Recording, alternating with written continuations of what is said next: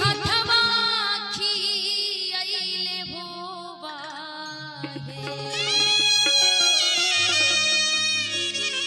कि धोती धोती तोहरी मंदिरिया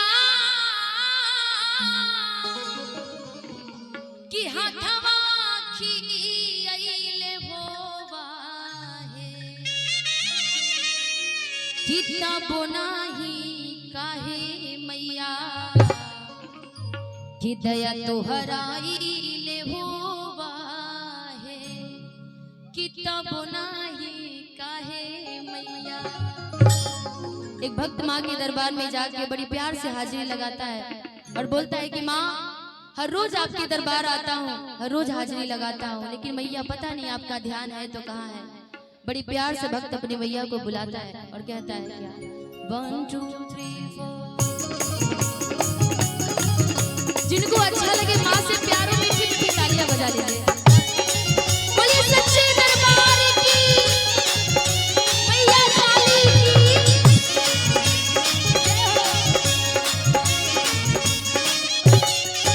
धोती धोती तोहरी मंदिरिया हाथवा खियाइले होवा है धोती धोती तोहरी मंदिरिया हाथवा खियाइले होवा है धोती धोती तोहरी मंदिरिया हाथवा खियाइले होवा है तब नाही काहे मैया तब नाही काहे मैया दया तोहरा आइले होवा है तब नाही काहे मैया दया तोहरा आइले होवा है तब नाही काहे मैया धोती धोती तोहरी मंदिरिया हाथवा खियाइले होवा है धोती धोती तोहरी मंदिरिया हाथवा खियाइले होवा है तब नाही काहे मैया तब नाही काहे मैया दया तोहरा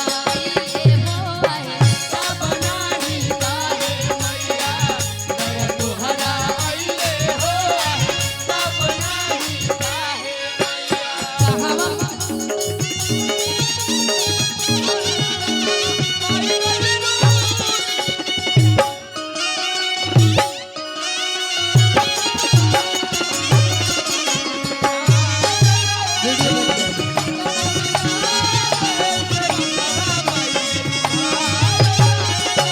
सभी भई गुलाड़ी के हो फूल सभी भई गुलाड़ी के हो फूल किया हो रमा किया हो रमा किया हो रमा कावना से भगवा मैया मनावेला हो किया हो रमा कावना से भगवा मैया मनावेला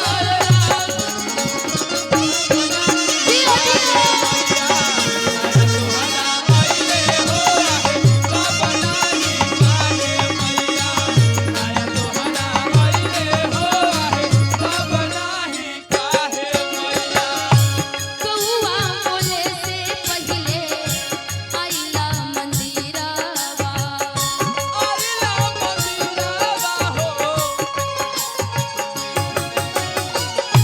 कौआ बोले से पहिले आइला मंदिरवा आइला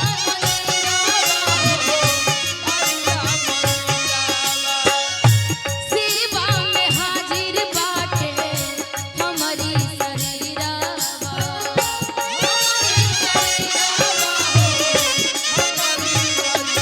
भक्त कहता है कि माँ मैं एक ऐसा बेटा हूँ आपका किस धरती पे सनातन धर्म है सबसे पहले जग के आता हूँ पशु पक्षी जानवर से भी पहले जग कर के आपके दरबार में आके हाजिरी लगाता हूँ माँ।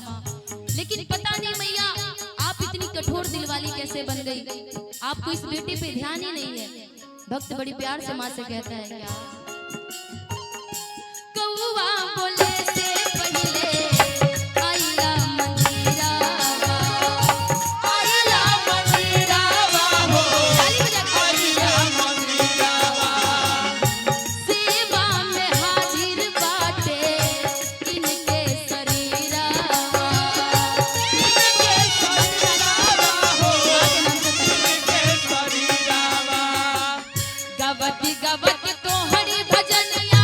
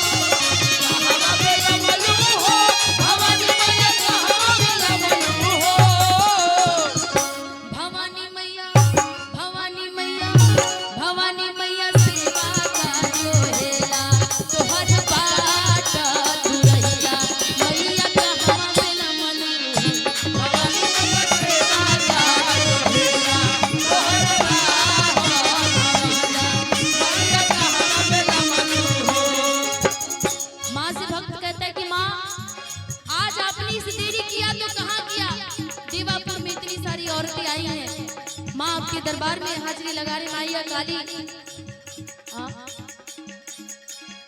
बेस। अच्छा मोबाइल किससे बोलूं? आगे वाले से। आदरणीय गुरुतुल्य मनोज शर्मा भैया की तरफ से बहुत प्यारा सा आशीर्वाद, बहुत बहुत शुक्रिया। ये लाइट बाद में जलवा लेंगे अभी। भक्त जब पूछता है तो माँ बोलती कि सुनो, तुम्हारी तरह बेटे देखो, इतने सारे बेटे हमारे पास आते हैं, मंदिर में हाजिरी लगाते हैं, तुम मुझसे पूछ रहे हो कि मैंने देरी किया तो कहाँ किया? माँ अपने भक्त को बताती है क्या? आवत में रहनी रे किससे वकाला नरा भेटैले रे, आवत में रहनी रे किससे वकाला नरा भेटैले रे, आवत में रहनी रे किससे वकाला नरा भेटैले रे, आवत में रहनी रे किससे वकाला नरा भेटैले रे,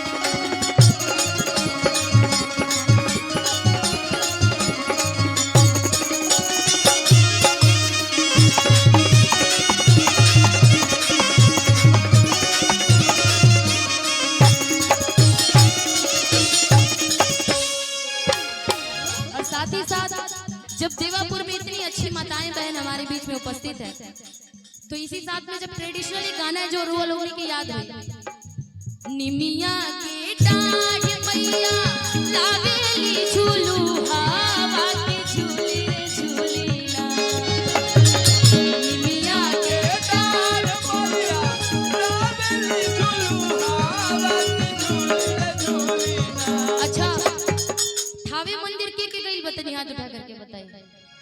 हमने से हतना दूर से थावे मंदिर दर्शन करे जी, हाथ नहीं क्यों उठे नहीं खे गई जी? हे भगवान, थावे मंदिर के पास रहने वाले भी मंदिर नहीं गए? हाथ उठा के बताइए ना कौन कौन गया है? अजय नहीं के उठाई ले, वो कहाँ गई बा? गोवा नहीं क्यों गई? हाथ उठाई पूरा पूरा माँ के नाम से। बोले सच्चे दरबार की मैया थावे वाली की। और ई गाना सब कोई के याद होई बानो याद जी? पक्का सब कोई गाई ना हमरा साथे, लड़का लोग भी।